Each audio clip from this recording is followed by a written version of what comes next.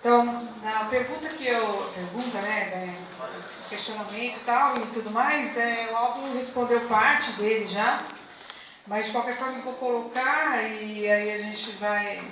Vamos ver se tem mais algum elemento que ele pode estar colocando, né? Primeiro que a gente coloca, né, Aldo, aí que uma discussão que o Mesaros colocou no seu livro, né? De que a questão da mulher ir para o mercado de trabalho, nas indústrias, né, ela não foi uma forma de libertação da mulher, não se construiu como uma forma de libertação da mulher, e sim como uma necessidade do capitalismo, né, das indústrias, né, de obter o trabalho da mulher, né, de forma precária e exploratória, né. Então, a libertação da mulher não acontece por aí, acontece pela luta da própria mulher, da própria discussão da mulher, né, e não do que o capitalismo quer fazer com que seja, né. Nós estamos dando aí para a mulher a sua oportunidade de emancipação, né, no trabalho feminino. Na verdade, não. É uma forma de exploração do trabalho feminino, né, então ele vem alertando aí para isso, né. Mas a minha preocupação, ela vem para além, né? Porque o que acontece? Eu nunca vi uma discussão nas organizações e nem nunca ouvi falar ou vi escrito, né? Quando se escreve os textos das organizações ou se escreve suas propostas sobre Venezuela, sobre o que está acontecendo na Europa, na França, sempre colocado da forma masculina de se colocar as coisas, né? Eu nunca vejo, por exemplo, se o trabalhador na França ele é explorado, não sei o quê, a questão da mulher explorada, ela não é colocada, porque é diferente, né? Ela é diferente, mas ela não é colocada no mesmo texto. Então as mulheres têm que se reunir para discutir a exploração da mulher, para fazer um texto da mulher para discutir que a mulher é explorada. Então, e se discute muito que a mulher só vai ser libertada, né, vai ter sua libertação realmente, enquanto a emancipação da mulher, no socialismo, no comunismo, né? E não hoje. Então, isso para mim é muito complicado, porque o que acontece? O que nós lutamos hoje? Nós lutamos hoje para ter o direito ao nosso corpo. O homem já tem o direito ao corpo dele, dentro do reformismo, dentro do capitalismo, dentro do sistema que existe. A mulher, ela tem que lutar pela libertação do seu corpo. Isso é uma luta pelo reformismo. A mulher tem que lutar pelo direito ao aborto, sendo que o aborto, ele não é feito por um só, a criança, gerar a criança, é do homem e da mulher, o aborto não é a mulher que faz, e sim o casal que faz, ou coisa parecida, que se possa colocar uma discussão maior, que não é uma discussão que a gente vai conseguir fazer agora, né? Então é bem complicado, por exemplo, as mulheres foram na praça ali, discutir a questão do aborto, fizeram uma reunião na rua, estava uma chuva, um frio, muito linda a reunião que elas fizeram. Aí alguém lá na igreja foi tocar os sinos, não parava de tocar os sinos enquanto as mulheres falavam, né? Não acredito que foi o padre da igreja, não estou dizendo, mas alguém foi lá, né? Acho que a própria mulher, alguma mulher foi lá e foi bater o sino, né? Contra as mulheres falando sobre o aborto, uns homens tentaram agredir as mulheres falando sobre o aborto, entendeu? Ali na rua. Aí a mulher tem que lutar pela sua fala. Olha só, o homem tem direito à fala. Se fosse uma manifestação de um monte de homem lá na rua falando sobre qualquer tipo de assunto, da libertação dele, outro homem não viria agredir as mulheres. Mas um grupo de mulheres tentando lutar pelo seu direito reformista dentro do sistema, ela é agredida. Né? Então, o que acontece? Falando tudo isso, até eu dou exemplo da questão de uma aluna minha bolsonarita, né, que defende o Bolsonaro. Ela defende o Bolsonaro, ela estava sentada na sala assim, com as pernas abertas e com um lixo assim, cuspindo no lixo. Aí eu cheguei nela e falei assim: você não pode sentar assim, você tem que sentar com as perninhas fechadas, dobradas e não pode cuspir no lixo, porque você é mulher. Ela falou pra mim: você dá a sua aula de geografia porque eu sento do jeito que eu quiser, eu falo o que eu quiser, eu faço o que eu quiser. Eu falei: então você pense como eu, você não pensa como Bolsonaro. Porque eu quero que você sente com a perna aberta e cuspa no lixo. Porque é isso que eu quero que você faça. Eu defendo isso. Só que eu estou falando pra você que se você defende Bolsonaro, você não pode sentar com a perna aberta e nem cuspir no lixo. Falei pra ela, né? Então o que acontece? Então pensar o quê? Que aquela menina de 13 anos, ela não pensa de forma Bolsonaro. Ela quer a libertação da mulher, ela quer sentar com as pernas abertas, ela quer cuspir no lixo. Mas nós mulheres, ou nós esquerda, nós revolucionários, nós não temos discurso para a juventude. Nós não temos discurso para a juventude. O discurso que nós falamos sobre aborto, ele não vai colar para a juventude, porque não se respeita a mulher enquanto criação. Não se respeita a mulher enquanto criação, porque ela foi criada para ser aquilo que a sociedade impôs. Ela não respeita uma mulher que lava, passa a cozinha e que quer a casa limpa. Ela não respeita uma mulher que tem que cuidar dos seus filhos e prioriza cuidar dos seus filhos do que cuidar dela. Mas ela não respeita no que sentido? No sentido de que ela não vê que a mulher foi criada para isso. E não tenta romper isso, e fala que a mulher tem que romper isso. Como a gente vai romper isso? Como as mulheres vão romper isso sozinhas? Eu quero essa fórmula. Porque se os companheiros homens aqui presentes tiverem essa fórmula, passe pra gente. Eu sento aqui 5, 20 horas para ouvir os companheiros homens aqui me convencer qual é a fórmula correta para a gente lutar. Mas eu sei que a forma que a gente está lutando não é a melhor. Ela não é a melhor. Por quê? Porque a gente luta pela reforma das nossas coisas. A gente luta pela reforma, eu não quero a reforma, eu quero a revolução. Você entendeu? E quando nós vamos ter o debate da mulher enquanto uma mulher revolucionária? Tá? Enquanto nossos textos vão ter embutido cada vírgula que se fale do homem trabalhador, da classe trabalhadora, a mulher trabalhadora vai estar embutida com seus filhos, com seus problemas, com a crise que ela enfrenta todos os dias. Então nós precisamos sim de, com a discussão da mulher, tem um homem para debater essa discussão. Sabe? Dizem que o homem nunca vai catar a bandeirinha e vai sair defendendo a discussão da mulher, mas eu gostaria muito de ver o homem saindo com a bandeira, assim, discutindo, eu quero a libertação da mulher. Né? Porque nós sozinhas não vamos conseguir, nós vamos ser oprimidas, nós vamos ser atacadas, nós vamos sofrer demais. E nós não precisamos sofrer tanto. Porque se todos estivermos juntos para a revolução da mulher, para a revolução social, para a revolução dos homens e de todos os trabalhadores, nós temos que mudar isso. E eu não sei se, né, Aldo, se existe alguma discussão maior que eu não conheça, nesse sentido, onde homens e mulheres discutem junto, ou que houve alguma coisa no mundo onde que isso foi prioritário, não a discussão da mulher ou a discussão racial. Eu não vou falar de discussão racial aqui porque não é a discussão que eu prezo muito, mas que às vezes você fica impedido por falas aí do movimento que você é branco e não pode falar de discussão tão cara que é para mim. Para mim é muito cara essa discussão, mas não vou discutir essa daqui para você não falar, né? Você está fazendo uma coisa que não é a sua situação. Mas então eu falo enquanto mulher branca, enquanto mulher oprimida, enquanto mulher que sofre o dia a dia, de ter que, sabe, de forma... Vocês juntem ali no cantinho, discutam a questão da mulher, depois vocês tragam pra gente qual é a decisão, o que a gente vai falar, o que a gente não vai falar. Né? Porque isso é muito complexo dentro de uma emancipação. É muito complexo. Porque eu não quero, como eu disse, eu não quero a reforma, eu quero a revolução.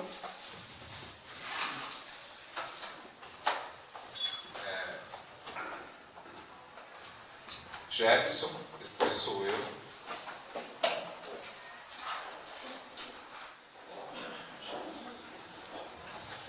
Então, boa tarde a todos, né? A minha questão envolve uma outra questão que é mais complexa ainda em relação à questão do desenvolvimento da revolução. Em relação a um texto que eu li, né, do Fanon, né, a questão dos condenados da terra, que ele trabalha muito essa questão da identidade das ex-colônias, né? Como fica o colonizado em relação ao colonizador, né? Então, em relação a isso, como se pensa a revolução, a gente sempre pensa a partir da União Soviética, o que foi a Rússia, o que foi o movimento na Europa. Como é pensar isso na América Latina? É uma das questões, a questão da identidade, a questão do movimento. E outra questão que é importante é com relação às minorias, que até mesmo a Vanderlei tocou aqui no assunto, como pensar a questão das revoluções dos movimentos sociais, partindo da questão do pobre, da mulher, e mesmo dentro da questão da mulher, tem uma diferença entre a mulher branca e a mulher negra, e a questão indígena, né? E a do próprio negro, né? Então, assim, são minorias, apesar de estar excluído no processo, mas cada um com a sua pauta de reivindicação, que não são as mesmas. Apesar da opressão, elas não são as mesmas. As pessoas às vezes confundem no sentido de colocar todo mundo no mesmo balaio, né? De falar assim, vamos resolver de uma forma uniforme, e não se resolve. Que é a questão que a Vanderlei acabou levantando anterior a mim. E com relação a isso, como fica a questão desse processo, né, dessa nova fase do capitalismo especulativo, em relação à nova divisão social do trabalho? Que é uma questão, antes se sabia quem era o opressor, e hoje quem é o opressor? É algo quase que virtual, quase que imaginário, ninguém sabe, mas todo mundo está sabendo que está sendo oprimido. Dentro dessa lógica da microfísica do poder, dos estados modernos, contemporâneos, né, da burguesia, da democracia burguesa, quando o estado de exceção acaba virando um estado de direito. Aí tem um autor que eu gosto muito, o Agamben, né, que ele pega muita questão, o que resta de Adam Smith na política contemporânea?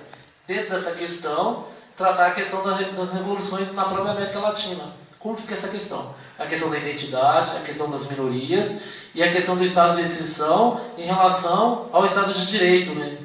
O direito para quem e a exceção para a grande maioria que está excluído do processo. Essas são as questões básicas aí. Bom, sou eu, depois o Bruno, Paulo Braga e Alexandre. Nós temos esse bloco. Que são muitas questões, mas assim, dentre os desafios que nós temos de fazer a luta pelo socialismo, a luta anticapitalista, pelo menos, eu vejo que a gente tem um obstáculo muito grande, que é entender o que é a classe trabalhadora hoje.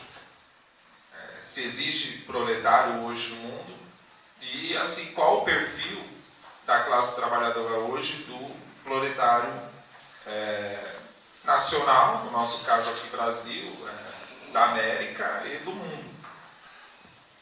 Ontem, após a mesa da qual você participou, eu acabei entrando numa mesa onde estava o Ricardo Antunes, o Rui Braga e uma companheira de Portugal.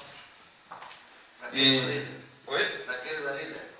Não sei, ela já tinha falado, assim, eles reportaram a ela, mas assim, não consegui, já tinha começado a hora que a gente acabou de se despedir de vocês. E assim, eu achei muito interessante, assim, a forma como está se mudando o perfil da classe trabalhadora. O Ricardo disse até que talvez ele lance um livro no início do ano que vem, se der certo, talvez ali tenha algumas pistas para a gente entender o perfil atual da classe trabalhadora. Mas assim, algumas coisas, assim, algumas situações foram colocadas. Por exemplo, na Alemanha, no caso colocado por essa companheira, de entrada do homem no trabalho parcial. Em contrapartida, a mulher ingressando no mercado de trabalho, mas assim, não numa situação de trabalho parcializado, ou flexibilizado, ou temporário. Também, o próprio Ricardo Antunes colocou, a contratação de trabalhador via voucher na Itália.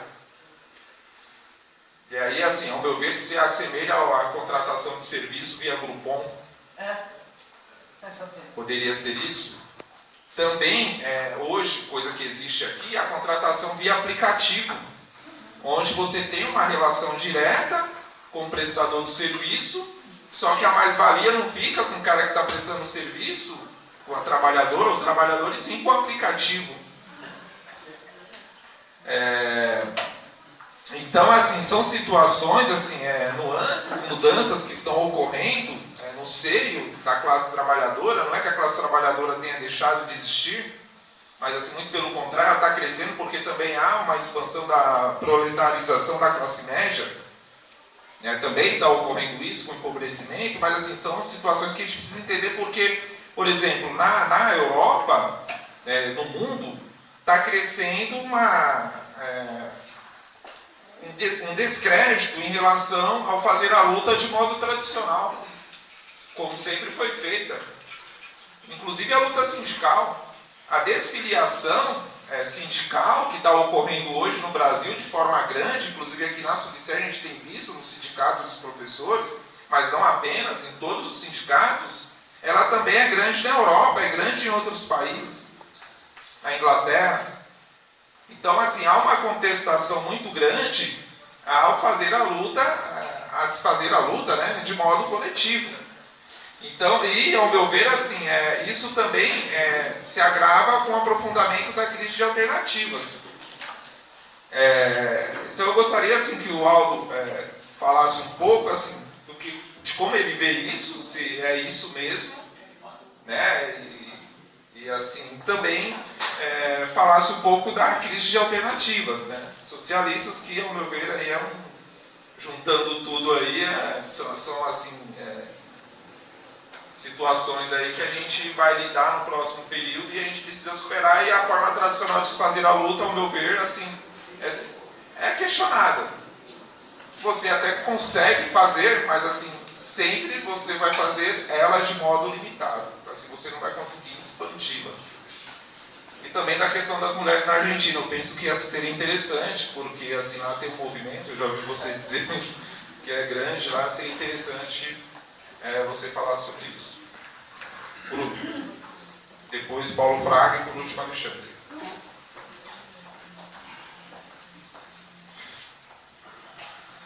Bom, boa tarde.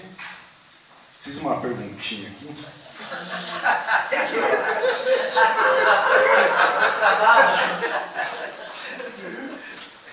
Esse é o Bruno, que eu comentei com você ontem.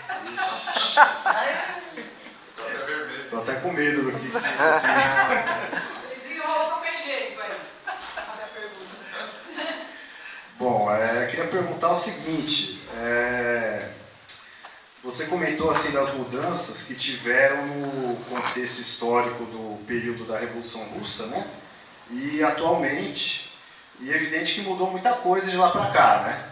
A questão mesmo da precarização do trabalho que está sendo falada, o nível de globalização, né, da economia hoje é maior, né? Se a gente for comparar com o começo aí do século XX. E então tem várias diferenças que realmente, em termos de processo revolucionário, realmente as táticas têm que ser outras, né? Não tem como a gente trabalhar exatamente da mesma maneira ou pensar um processo revolucionário, uma organização de trabalhadores e de militantes da mesma maneira como foi no começo do século passado, né? Só que, por outro lado, ao mesmo tempo que tem esses elementos de diferenciação, também daria para a gente considerar que tem elementos de semelhança, né? E aí, pegando até o próprio Mesaros, né? Ele chega a comentar a questão do século XX, o processo de expansão do capitalismo, que o Marx não chegou a tratar no século XIX, porque ainda não estava germinado suficientemente para ele poder dar conta dessa problemática da realidade, mas que o capitalismo ele passou por um processo de expansão e de um novo ciclo de valorização do capital durante o século XX que não se esperava, né, que o movimento dos trabalhadores não esperava. Isso se deu em termos de conquista de novos territórios e novos mercados pelo imperialismo e pela incorporação da classe trabalhadora no consumo, né, enquanto forma de reprodução do capital e de novas formas de aquisição do valor. E a questão também da militarização que ele comenta, né? A indústria bélica, a indústria militar também foi importante no processo de manutenção da valorização do capital. Pensando hoje, né, pós-reformismo do século XX, pós as experiências aí, principalmente na Europa, mas assim, que tinha uma perspectiva ainda de que o capitalismo pudesse se desenvolver no sentido reformista, né? Hoje isso já não está mais posto, né? A crise estrutural, o conceito do Mesaros coloca justamente que as possibilidades de reforma dentro do sistema, elas são cada vez mais escassas e inviáveis. Então a tendência é crise constante, cada vez maior. Isso agrava as contradições do capitalismo, né? A situação de vida das pessoas, e agrava também a repressão em cima dos trabalhadores, em cima da sociedade, para continuar mantendo o lucro do capitalismo, né? Então, nesse sentido, né, as formas de trabalho mais precárias, né, essa intensificação da repressão e tudo mais, coloca situações também mais ou menos semelhantes nesses aspectos, é claro, não todos, ao que a gente tinha no século XX, né, a retirada de direitos, né, coloca uma situação mais parecida dos trabalhadores em relação ao que era quando não se tinha esses direitos conquistados, né?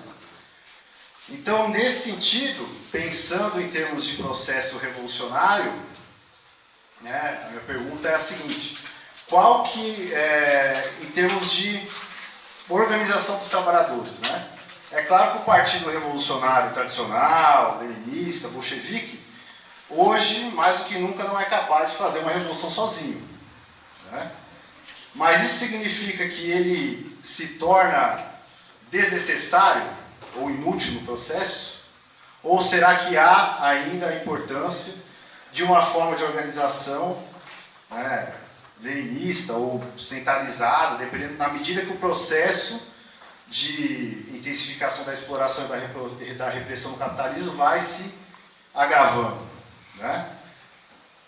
Não só enquanto partido, né? Claro que combinado com outras iniciativas, movimentos sociais, organização econômica, né? do trabalho, movimento cultural, mas como pensar isso? O papel de um partido que tem uma coesão, uma organização, na medida, inclusive, se você pensa, por exemplo, Comuna de Paris, né? Um balanço que se faz, que o próprio Marx fazia, que a Comuna de Paris, um dos motivos de ter sido vitoriosa foi a falta de organização e de coesão. No processo da Revolução Russa, houve essa organização, essa coesão, então, né? E foi vitoriosa também, então uma coisa para a gente pensar. E para resumir assim, os termos do debate, né? Será que daria para a gente dizer que o leninismo gerou o stalinismo? Ou não? Eu já fiz essa pergunta aí para Isabel Loureiro, né, que é uma das principais luxemburguistas aqui do Brasil.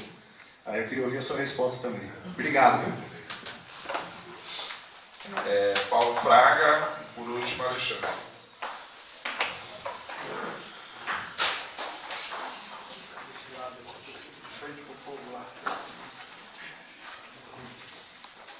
Bom, discutir um tema de 100 anos, o principal processo histórico, é complicado em pouco tempo assim, né? Então vou trazer alguns elementos aqui para complicar ainda mais o debate. Como sempre, né, Sério? Não dá risada não. Não, então, eu sempre tenho defendido nos últimos anos na militância de que a realidade é muito mais complexa do que às vezes a esquerda tenta colocar. Eu acho que a esquerda se perdeu um pouco nos últimos anos no materialismo histórico, né? Quando vai discutir economia, vai discutir os processos históricos, se perdeu nas últimas décadas. Eu achei muito interessante a parte do seu texto, só dando uma olhadinha por cima aqui, porque não deu tempo de ler em detalhe, mas me interessou porque é algo que eu tenho defendido nos últimos anos. Claro, humildemente. Que é o quê? É que a esquerda ainda não conseguiu superar o luto da derrota, da concepção de que a Revolução da Rússia foi derrotada. E se apegou em vários conceitos e que até hoje não consegue largar deles, né? Tem conceitos políticos e econômicos que a esquerda ainda não conseguiu superar. Vou dar exemplo de um. A esquerda, boa parte dela ainda acredita até hoje de que o capitalismo pode sofrer uma crise e afundar devido à queda inicial da taxa de lucro. Ora, nós temos monopólio, nós temos oligopólio, nós temos decisões de sindicatos patronais já há décadas que a burguesia toma.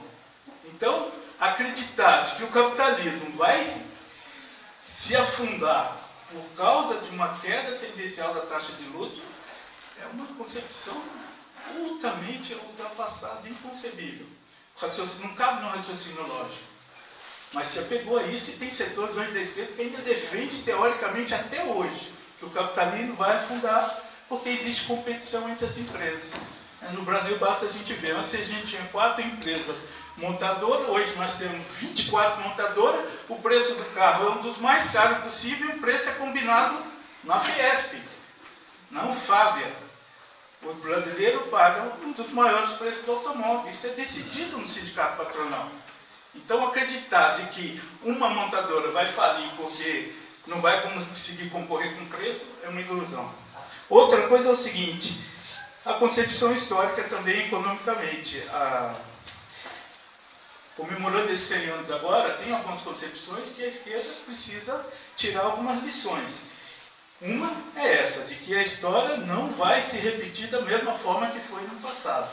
Historicamente não vai, da mesma forma não vai.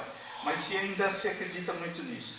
Segundo, que a própria economia também. Eu acredito que tenho defendido que o Mesaros, por exemplo, foi surpreendido recentemente. Toda a teoria dele da crise estrutural do capital aconteceria, só que existe um fenômeno econômico mundial recente, dos últimos 30 anos para cá, que desmonta toda a teoria dele da crise estrutural, que é o fator econômico, o fenômeno econômico da China. Ele mesmo agora, recentemente, né, reconheceu que não previa que esse fenômeno poderia acontecer. Isso no que diz respeito aos países periféricos também. Aquela ideia de que os países periféricos jamais poderiam se desenvolver, bom, a China derrubou esse conceito, caiu por terra. Né? Esse fenômeno de China hoje é um poderio econômico tremendo. Né? Segundo, deixa eu ver aqui, o próprio fim do Estado também, a concepção que a esquerda tinha de que, fazendo a revolução, logo em seguida tinha que acabar com o Estado, isso também é uma concepção que precisa ser revista, porque socialmente, economicamente e as próprias relações internacionais dos países, historicamente se demonstrou que isso não é viável e nem necessariamente necessário da forma como a esquerda previa. E outra coisa, a esquerda sempre se posicionou como se a Revolução Russa sempre fosse a única experiência revolucionária do mundo. E não é assim. Nós fomos educados, historicamente, toda a esquerda da América do Sul aqui, como se a Rússia fosse a única experiência, e não é. Eu tive a oportunidade nos últimos anos de estudar durante 10 anos a Revolução e o processo revolucionário da China. Bom, a esquerda não conhece o processo da China, não conhece o processo revolucionário da China e não conhece a economia da China. Então dizer simplesmente que o problema da China é que lá tem trabalho em ritmo intenso, isso fica muito além da macroeconomia do que a China representa. É necessário dizer, para finalizar, que a China é um país continental que fez a revolução, um processo histórico que durou 25 anos de luta para consolidar sua revolução. É um país que hoje universalizou todos os seus serviços sociais, isso significa educação, moradia, saneamento, saúde, universalizou todos eles. É um país que não realizou historicamente, diferente de várias outras potências, nenhum saque em outro país. É um país que não colonizou nenhum outro país. E é um país que não se autodestruiu setores importantes da sua sociedade nesse processo. Pelo contrário, o desenvolvimento da China recente contribuiu imensamente para a economia mundial dos países que a gente chamava de países periféricos. A China hoje investe em mais de 40 países na África, por exemplo. Nós não conhecemos nada da África, assim como a gente não conhece quase nada da Ásia. Né? Então a gente precisa compreender esses fenômenos para poder entender. E outra coisa é o próprio processo econômico também. A esquerda previa vários fenômenos no capitalismo que também não aconteceu do jeito que a gente pensava. Um deles é o próprio desenvolvimento da tecnologia, da capacidade de produção. Né? Hoje o capitalismo produz com uma capacidade imensa.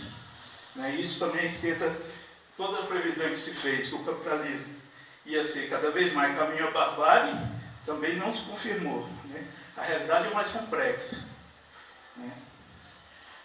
Só para dar um exemplo para finalizar, o Brasil hoje é o segundo maior país do mundo. Previsão até 2020 vai ser o primeiro país em produção de alimentos. Né? Principalmente porque está chegando, né, Severo? Severo é de lá. Está chegando água em 1/3 do estado aqui do Brasil que não tinha água antes, e agora está chegando, que é o Nordeste. Né? O Nordeste antes não tinha água, agora vai chegar água no Nordeste, a transposição está ficando pronta. Né? Então, 2020, o Brasil vai ser o maior produtor de alimentos. E não existe potência, o país economicamente desenvolvido, se não tem a sua agricultura desenvolvida. Não é à toa que o maior produtor de alimentos é os Estados Unidos. E a China também, mas não exportadora, né? Porque a sua população é muito grande. É isso aí para a gente refletir um pouco. Para descomplicar. Como diz na outra plenária, um contraponto.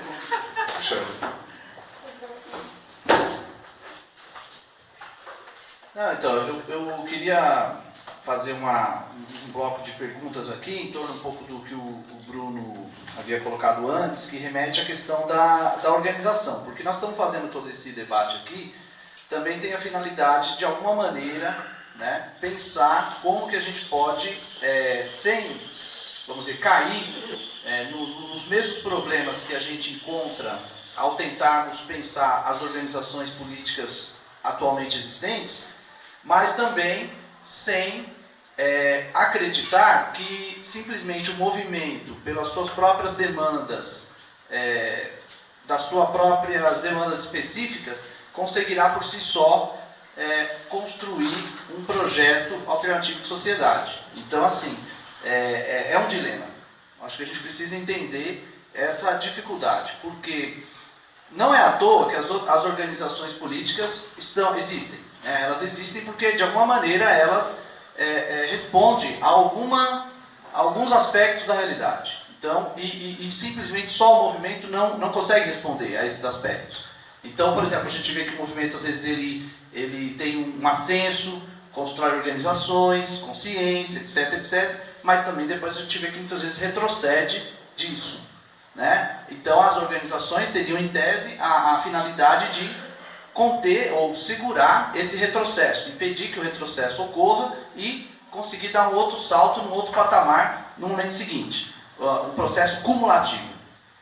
No entanto, a gente vê também que quando as organizações ficam por muito tempo fechadas, né, nas suas elaborações, sem que a interação direta se realize, elas também tendem a ossificar e a congelar determinadas experiências e a partir daí não conseguir mais realizar aquilo para o qual ela deveria servir, né? Então a gente também tem isso, que é o que, principalmente quando ocorrem mudanças profundas da realidade, que é o caso.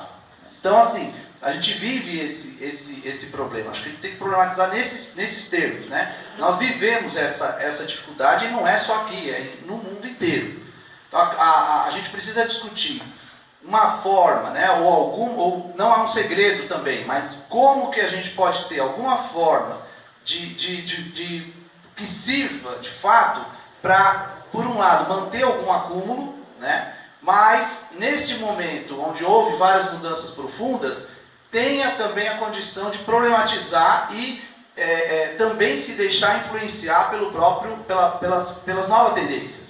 Digo do movimento, não as novas tendências oportunistas da realidade, mas as novas tendências do movimento, de modo que a gente consiga construir novos acúmulos, né? Pautando-se nos acúmulos históricos anteriores, mas consiga construir novos acúmulos.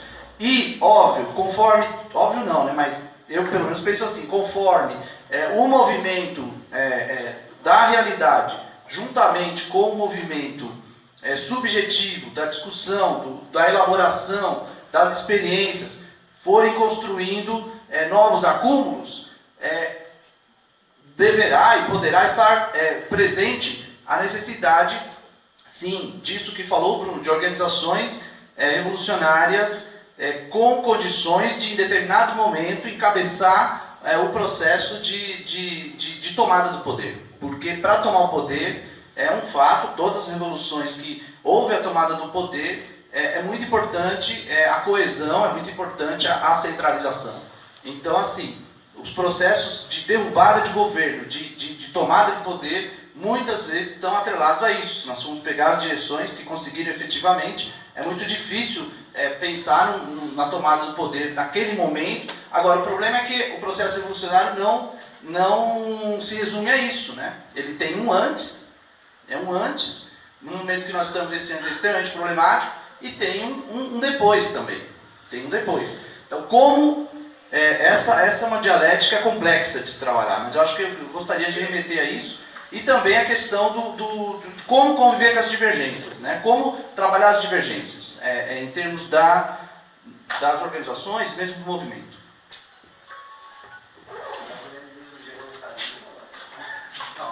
Eu não acho bom.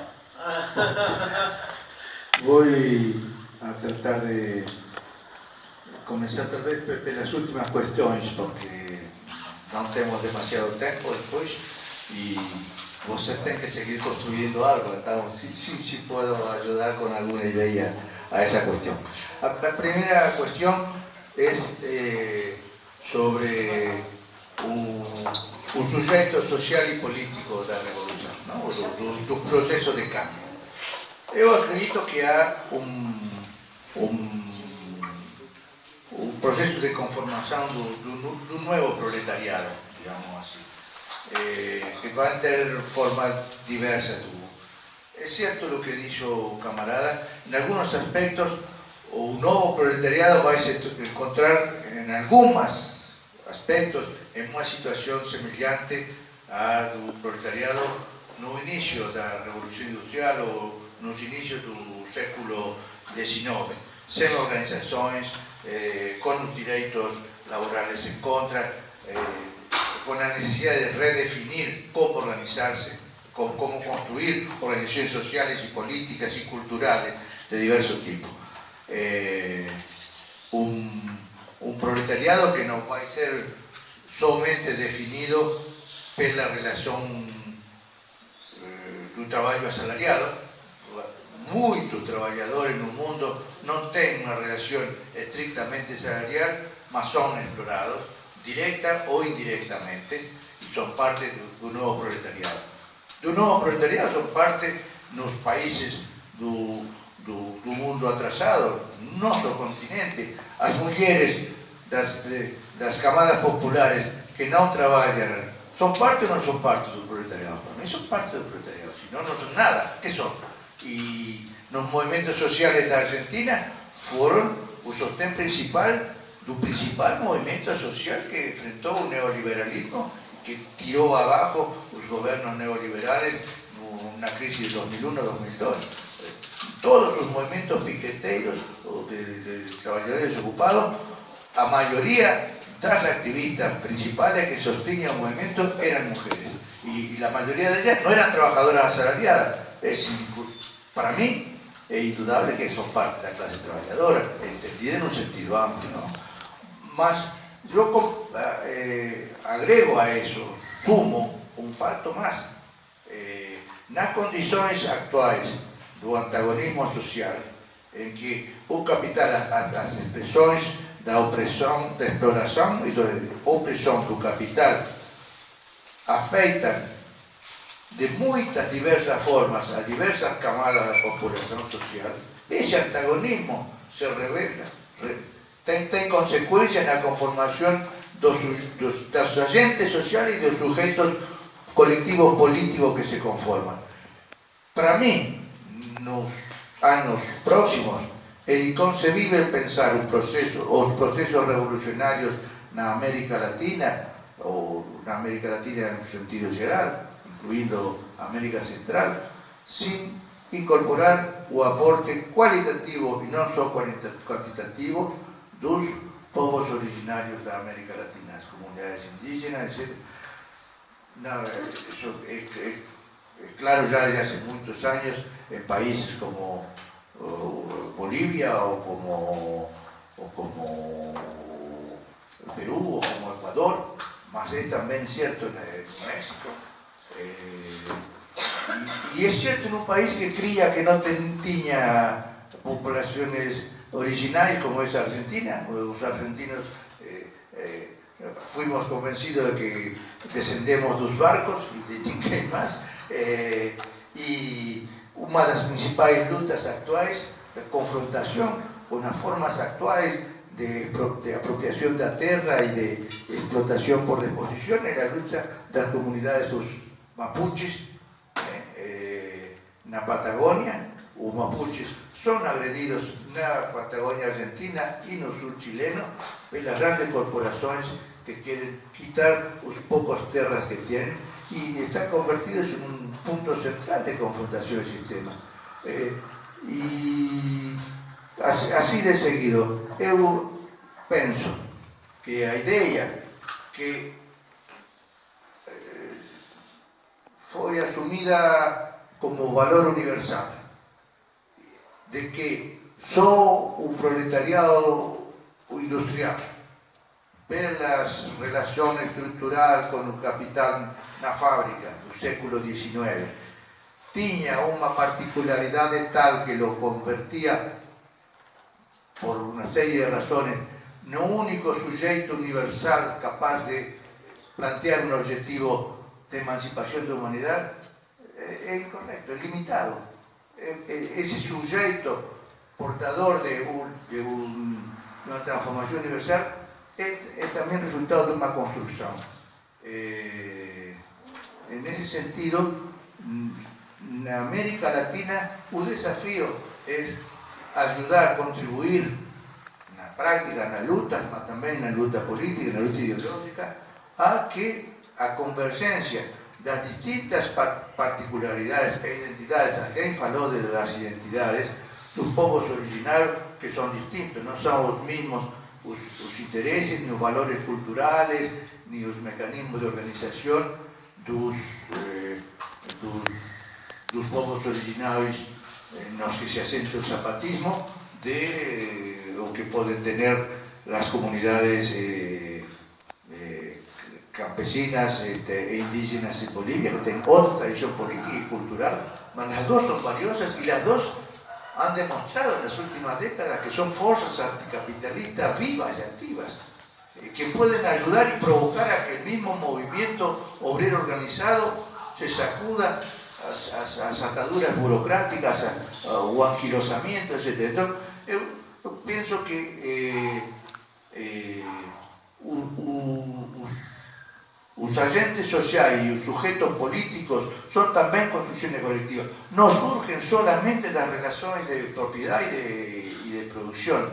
Surgen las relaciones humanas y las relaciones que se construyen en los procesos de lucha, construyen también subjetividades. Y eso es fundamental para mí, porque eso solamente esa concepción explica la importancia que ganaron en algunos momentos los movimientos sociales en América Latina y en otros lugares del mundo, y explica también por qué una parte significativa de la izquierda no apreció la importancia de esas experiencias. Dicho esto, más que nunca es imprescindible la construcción de organizaciones políticas para intervenir en ese proceso. ¿Por qué razón? Porque la historia no está escrita por anticipado. No hay determinantes económicos o sociales que digan que un proceso de cambio tiene que ir por aquí, por allí o por allí. Eso surge de una combinación de condicionamientos objetivos, mas también de decisiones, opciones que van construyéndose una lucha. Y esas definiciones, que son definiciones de cómo luchar, por qué luchar, cuándo luchar, con qué intensidad luchar, con qué forma luchar, son resultados de luchas políticas. No hay condicionamiento de menospreciar la importancia de la lucha política es como cerrarle los ojos a los movimientos sociales de cambio. Esa lucha es imprescindible y por eso hay que defender cualquier concepción que pregone como un mérito o apoliticismo de las organizaciones sindicales, de las organizaciones sociales, de las organizaciones de masa, es equivocada. Tiene que haber democracia, no tiene que haber manipulación de las organizaciones políticas, cierto, mas tiene que haber posibilidades de debate de opiniones distintas, porque solo de esa manera se puede ir acertando un camino. Ahora, a grandes diferencias que se podía pensar un século y medio atrás, es que la experiencia histórica es categórica, en un sentido que no es cierta la idea un tanto ingenua, que nunca fue expresada claramente así, pero que estaba presente incluso en los más grandes, de que a cada clase corresponde un partido y solo un partido. No es cierto. La clase operaria, en todos los países del mundo, en ningún caso prácticamente hubo un solo partido. En ningún caso. Estuvieron los anarquistas desde el comienzo. Mesmo en un país donde la socialdemocracia fue hegemónica, que fue Alemania, donde la socialdemocracia no solo era un inmenso partido de masas, tenía la dirección de prácticamente casi la totalidad de los sindicatos, más desarrolló una especie de una contrasociedad en una sociedad con clubes deportivos, clubes musicales, grupos de teatro, centenares de jornales, periódicos, revistas culturales, grupos musicales, todo teníamos. Ahí en esa Alemania, lo que hegemoneaba la democracia, por ejemplo, el anarquismo conservó fuerza y fue un actor presente en las revoluciones que siguieron a la guerra mundial. Ni qué decir Rusia. En Rusia, la idea, y ahí voy también a que entonces es imprescindible las organizaciones políticas. Y las organizaciones políticas se construyen esencialmente en torno a coincidencias en grandes objetivos políticos, no en coincidencias ideológicas o doctrinarias, aunque tengan importancia.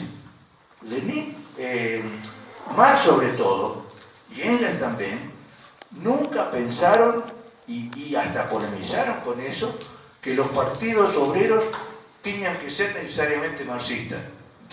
Cuando discutieron el tema ese, no discutieron mucho, porque fue un tema que Marx casi no pudo discutirlo, recién lo discutió a fondo. Marx discutió con pasión que era imprescindible la organización y intervención política de la clase operaria. Foi a toda a súa batalla na construcción da Primeira Internacional e gañou esa batalla. A formación dos grandes partidos socialistas foi posterior. Él asistió al comienzo solamente y después Engels participó en eso. Pero Engels, que participó directamente en el proceso de conformación del Partido Socialdemócrata Alemán, en muchas ocasiones sostenía que no había ninguna razón para suponer que los partidos tenían que ser marxistas, y por ejemplo en Estados Unidos él fue firme partidario de impulsar la participación de los socialistas en los movimientos que eran más anarquistas que socialistas, los International World Workers, por ejemplo. Entonces, salvando ese criterio, es importante, es imprescindible que existan organizaciones políticas, que existan organizaciones fraternales, de competencia que no sea en base a la calumnia, aunque sea dura la competencia, aunque sean duras las discusiones entre organizaciones políticas que se colocan en un campo del movimiento operario, de las luchas populares. Ahora bien, yo creo que esas organizaciones, no hay forma, pueden tener formas muy diversas las organizaciones políticas. Me atrevo a pensar, a suponer, en base a la experiencia personal también, que la fórmula del centralismo democrático no son, del llamado centralismo democrático, no son las más eficaces. Aclaro primero que lo que la mayor parte de las organizaciones llaman centralismo democrático, especialmente las trotskistas, que son las que más conozco por otra parte,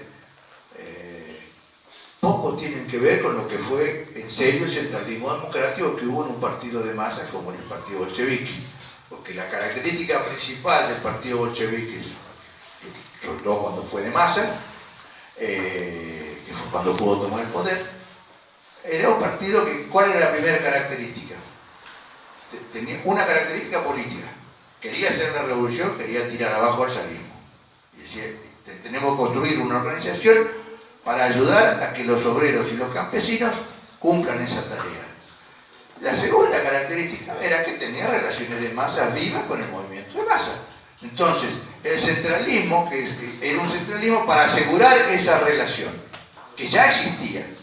Si se pone el centralismo antes de que existe esa relación con el movimiento de masa, el centralismo se convierte inevitablemente en una dificultad, en una barrera para tener esa relación con el movimiento de masa, porque pasa a predominar la lucha, la preocupación de conservar esa centralización, más que intervenir, interpretar, entender los procesos, relacionarse con los activistas tal como son y no como nos gustaría que fuesen tal vez. Esto es más importante ainda si es cierta la hipótesis que yo tengo, que el sujeto social y político de la revolución va a ser mucho más complexo hoy, más diverso que un século anterior, en que solamente se pensaba una clase obrera relativamente homogénea. Hoy la clase obrera es mucho más homogénea y la clase obrera va a tener que organizar frentes de lucha, organizaciones de lucha, programas de lucha con otros sectores sociales, o con los pueblos originarios, con el movimiento de las mujeres, que va a intervenir con autonomía posiblemente en muchos lugares. Bueno, esa es una cuestión. Entonces, sobre todo en un inicio, arregla del centralismo me parece muy peligrosa. Sobre todo si no hay condiciones de represión. En una situación de represión es distinto, hay condiciones de clandestinidad que son tan obligadas, pero si no. Y algunas reglas me parece que sí se pueden defender la experiencia. Por ejemplo, una de las expresiones del llamado centralismo democrático es que se establece una diferencia injustificada y dañina entre el manejo de la información y de las decisiones en la dirección de la organización. Evidentemente, si una organización necesita compañeros que de alguna manera orienten las decisiones, en el trabajo cotidiano, ayuden a instrumentar las decisiones colectivas de determinada orientación política, etc. Lo que no hay ninguna razón es que se mantenga el criterio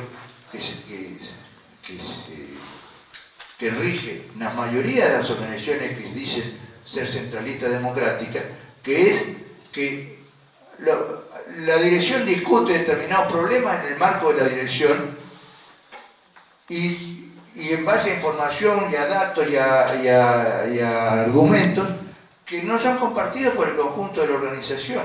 Los dirigentes discuten, acuerdan una determinada posición y después le dicen, pues vamos a la línea, etcétera, etcétera. Esa discusión interna entre los dirigentes no tiene por qué ser reservada a nivel de la dirección. Enriquece a todo el partido si son discusiones útiles y hechas con fraternidad y de una manera correcta. Entonces, eso, en cambio, las organizaciones, aún las organizaciones relativamente democráticas, regidas por el Estado democrático, milité en partidos que hubo periodos que fueron bastante democráticos, había mucha participación de la militancia y el base, se le daba importancia a las actividades de formación, a hacer cursos, a promover el surgimiento de nuevos cuadros, pero nosotros estábamos convencidos de que para que la organización funcionara bien, no había que llevarle a toda la organización problemas que no estuvieran bien discutidos. ¿Y quién definía si estaban bien discutidos? Nosotros, los que estábamos en la dirección. Y a veces acertamos y a veces no. Y entonces es mucho más fácil que se equivoquen 10 que se equivoquen 1000. Si pueden discutir bien, con democracia, etc. No, yo tengo dudas respecto a la regla del llamado centralismo democrático y advierto, sobre todo en los comienzos, hay que acentuar más aún la libertad de discusión y de reflexión entre los compañeros. Lo cual no quiere decir que una vez que se define determinada orientación, se trate de hacer la experiencia con aplicarla. Pero aplicar una determinada dirección no implica que el que opinaba de una manera distinta tenga que salir a decir como un mono, internamente dice, yo no estoy de acuerdo, y sale a decir, estoy de acuerdo con lo que dice el compañero porque lo votamos. Eso es una cosa artificial, que no sirve para nada. Y no era lo que hacían el partido Lenin. El partido Lenin, efectivamente, lo discutían, votaban y se aplicaba lo que se votaba. Y cada cual que opinaba de una manera, si seguía opinando de esa manera, seguía opinando de esa manera, y cuando tenía la nueva oportunidad, volvía a plantear sus argumentos de la misma manera que antes, o los cambiaba si les parecía. Y Lenin nunca le decía, no, pero vos dijiste tal cosa, seguir pensando eso, no puede ser. Esa idea de que todos tienen que pensar de la misma manera es un disparate. Primero, no se consigue, y para conseguirlo se impone el método burocrático. Y se impone desconfianza, y se impone persecuciones o malestancia dentro de la organización. Yo esto lo viví en tantas organizaciones trotskistas, algunas participé y otras mucho peores en las que no participé, pero que tuve contacto con experiencias. Entonces, y después, no hay que exagerar, hay un mito, solamente hay que polemizar un poquitito, que para tomar el poder hace falta la centralización. Sí y no, según en qué se entienda por centralización. La mayor parte de los casos desmienten esa información en el sentido que generalmente se la considera. Empecemos por los bolcheviques. Los bolcheviques, en todas las discusiones anteriores a la toma del poder, pero incluso en las semanas previas, estaban divididos en 3 o en 4 posiciones distintas. Lenin perdió 2 o 3 veces las votaciones. Lenin quería que la insurrección se hiciese días antes de donde se hizo y insistía en que fuese feita en Moscú y no en Petrogrado. Zinoviev y Kamenev, que eran os dois de Lenin, os dois mais conocidos dirigentes históricos da velha guarda do bolchevismo, estuvieron sistemáticamente en contra de hacer la insurrección. Y otra parte decía sí, pero después que se haga el Congreso, un segundo Congreso de los Sovietes, que debía reunirse el 7 de noviembre. Y Trotsky tenía una posición que era que había que hacerla, que sí que había que preparar la revolución con fecha más o menos fija, como decía Lenin, pero que no tenía que ser en Moscú, sino en Petrogrado, y que había que tratar de que coincidiera con la reunión del Soviet de Petrogrado, para que apareciese como una decisión que contaba con el aval del Soviet. Y lo que casi nadie sabe es que el organismo que hizo la insurrección, que fue el Comité Militar Revolucionario de Petrogrado, estaba lejos de ser homogéneo. Eran 5 anarquistas, 5 socialistas revolucionarios de izquierda y 7 bolcheviques. Y el organismo que tomó el poder fue el Comité Militar Revolucionario. Y fue el que lo ejerció en los primeros 10 o 15 días hasta que se conformó el primer soviet de comisarios del pueblo. Eso está narrado ahora por muchos historiadores, hasta en detalle por los protagonistas. Entonces, el Partido Comunista Chino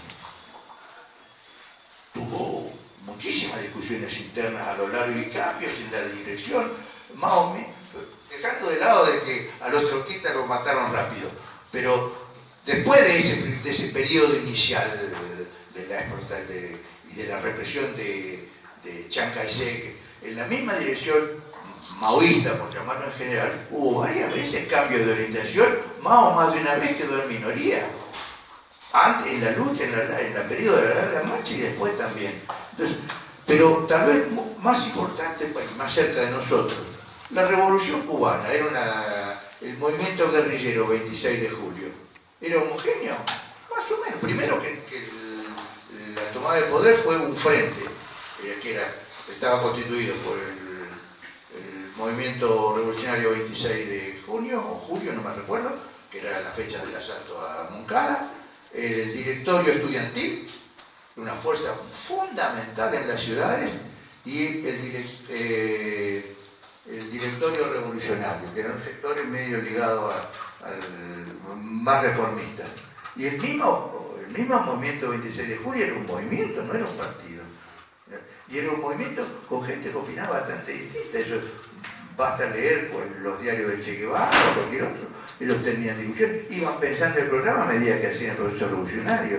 Entonces, la idea de eso de direcciones monolíticas o muy homogéneas es discutible. Tenía que haber lealtad, había un compromiso común, les iba la vida, eso sí, ¿no es cierto? Pero dentro de eso había discusiones y a veces discusiones muy violentas.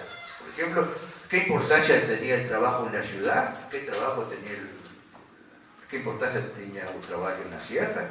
Si había que hacer o no había que hacer un magreb en la ciudad en determinado momento o no, etc. Sobre eso se discutió una vez, 2 veces, 3 veces. Entonces, y lo mismo vale para la Revolución Mexicana o para la Revolución Boliviana. Entonces, insisto, y lo mismo vale para la Revolución Rusa. El comité central del partido bolchevique se modificó casi, cualitativamente se modificó con la incorporación de Trotsky y otros 2 o 3 dirigentes del comité interdistrital. No era una organización muy grande, eran 4.000 militantes, pero entraron varios miembros al comité central 2 meses antes de la toma del poder. Entraron en julio, creo que fue el congreso en el que y para muchos viejos dirigentes del partido de Lenin Trotsky no solamente era un recién llegado, era el tipo con el que habían estado peleándose durante 10 años. Entonces, Lenin, ¿y por qué Lenin quiso que entrara?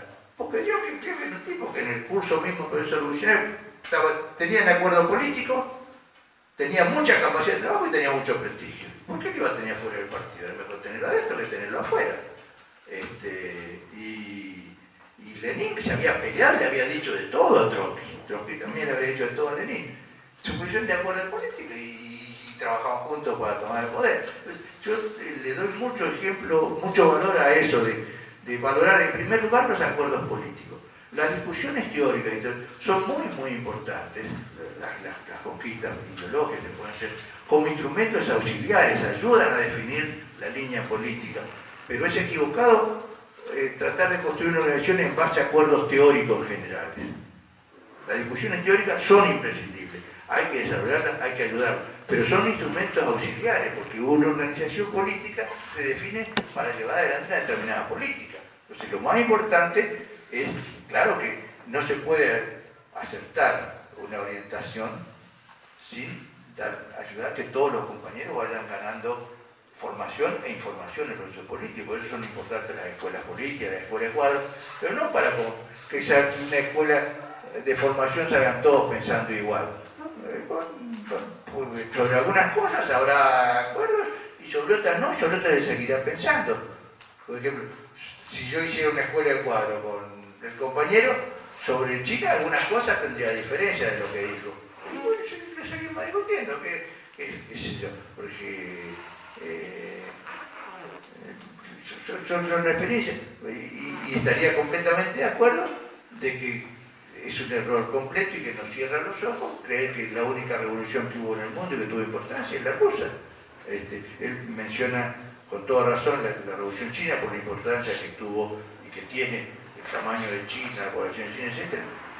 La peculiaridad de una revolución hecha con las características que tuvo con la larga manta, fue una revolución distinta, tuvo que usar métodos distintos, incorporó la guerra de guerrillas al catálogo de los métodos de lucha revolucionarios que antes no estaba. Pero si salimos de China, vamos a América Latina, la ceguera tal vez es mayor y más imperdonable. La primera revolución en América Latina, inmensa revolución, fue la Revolución Mexicana, inmensa revolución, muy radical, que por eso Zapata y Villa saludaron la Revolución Rusa. Y la Revolución Mexicana empezó antes que la rusa. Y tuvo muchos elementos muy radicales. Después hay un libro muy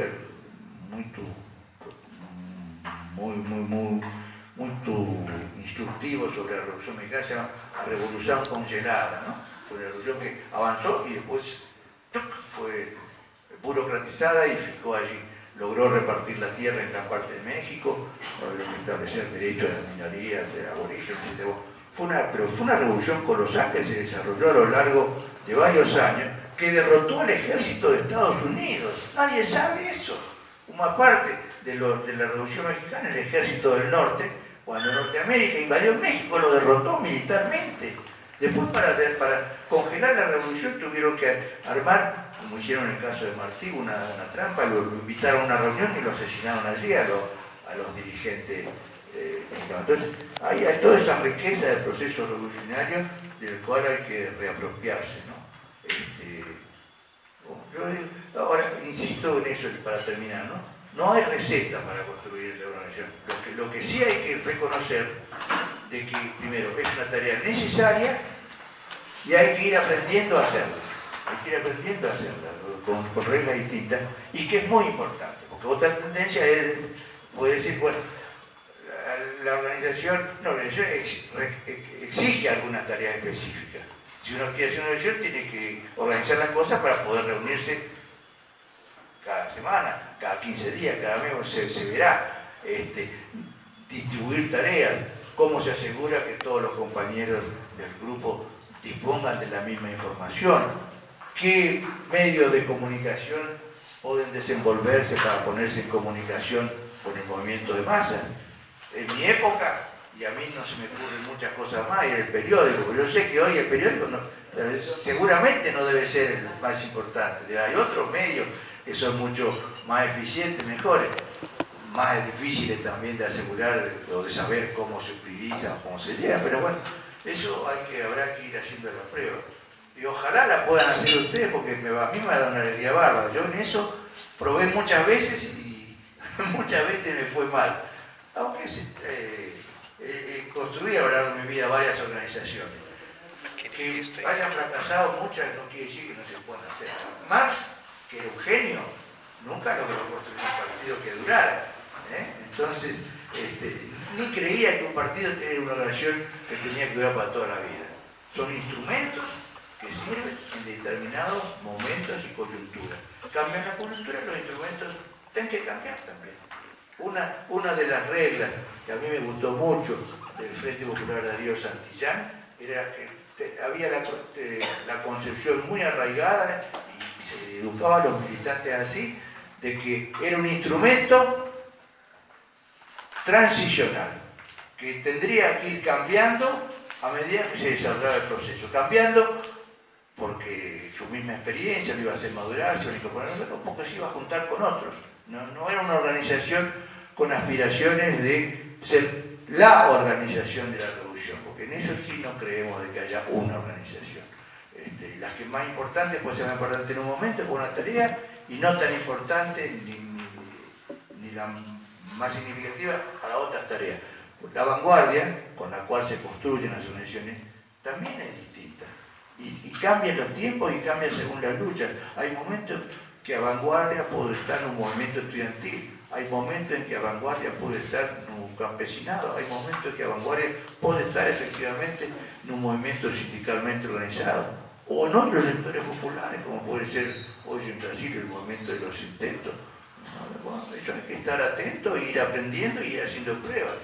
Y lo que es vanguardia en un momento, después puede ser retaguardia, se gana determinado proceso, se gana determinada lucha, se reacomoda fuerza y otro sector que toma el lugar. Eso hay que ir viendo cómo se hace. Y después la perspectiva internacionalista. Son tantas las dificultades que eso parece muchas veces casi imposible de hacer, ¿no? Yo mismo, que toda mi vida fui internacionalista, en los últimos años me tapaban los problemas de mi país. No hubiera venido acá si no hubieran insistido los compañeros. Entonces eso es muy importante también, tratar de establecer contactos y que no tienen que ser con gente que piense exactamente igual que nosotros, porque no somos tan geniales para creer de que los demás tienen que ser iguales que nosotros. Pero todo tipo que esté, todo compañero o compañera que esté realizando experiencias de lucha importante, es un interlocutor del que uno puede aprender y del que tiene que tratar de coordinar. Y respecto a lo de las mujeres, para terminar, solamente una cuestión. Hay hombres que opinaron sobre esto, no sé si la pregunta iba a eso, por ejemplo, en la historia del movimiento obrero, uno de los primeros, Engels se ocupó mucho de la cuestión de la mujer, a veces con acierto, a veces con equívoco, escribió un libro de origen de la familia, el propio del Estado. El principal dirigente del movimiento socialista, socialdemócrata alemán, que era un obrero, Bebel, escribió un libro que fue muy trabajado sobre la importancia de la mujer en la lucha por el socialismo, ¿no? Y estoy hablando del siglo pasado. En el periodo actual también. Hasta ahora, la cuestión es que eso es importante. La lucha de las mujeres tiene que ser asumida por el conjunto de la sociedad y por el conjunto nacional revolucionario. No es solo las mujeres revolucionarias las que tienen que trabajar, tienen que ser todo. Pero los hombres tienen que tener la modestia, tenemos que tener la modestia de entender que quienes tienen que asumir el liderazgo de ese proceso son las mujeres mismas. Porque los problemas y la opresión de la mujer son inapreciables. Yo puedo sentirme identificado, pero yo no soy mujer, no tuve hijos, ni los voy a tener. Y no estuve colocado en la situación de que lo normal es que yo tenga que hacer los servicios en mi casa. Y yo era revolucionario y mi compañera era grandísima militante y en mi casa la comida la hacía mi mujer. Eso fue un error, pero bueno, fue así. Entonces, eso hay que reconocerlo y eso implica dar un lugar de privilegio a la mujer para organizar la lucha de las mujeres. Lo peor que puede ocurrir es que hay una reunión de mujeres y que quienes le expliquen a las mujeres cómo se tienen que organizar y qué tienen que hacer sean los hombres. Y ojo, que es la tendencia que suele haber, porque los hombres dicen todo y no tiene que ser así. En el Frente Darío de Santillán fue una batalla de las mujeres ganar el derecho de que a nadie le pareciera raro que hubiese reuniones específicas de las compañeras también, para discutir en confianza sus problemas, para mantener problemas, para quejarse de cómo las trataban los compañeros y después juntas ir y plantear sus reivindicaciones, etc. En Argentina esto es más factible porque es el único caso que yo conozco en el mundo que se ha logrado ir conformando a lo largo de 20 años un movimiento de mujeres de masas sostenido en el tiempo. Y todos los años hay un encuentro nacional de mujeres que se hace cada año en una provincia distinta, que el último reunió 50.000 mujeres.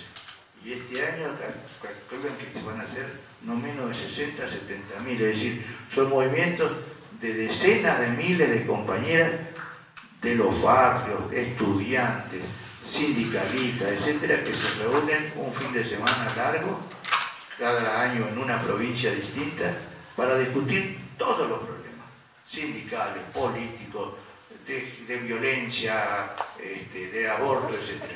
En Argentina, una de las problemáticas que cambió sustancialmente la dinámica del movimiento de las mujeres y la radicalizó es, desgraciadamente, la magnitud que asume la violencia de género.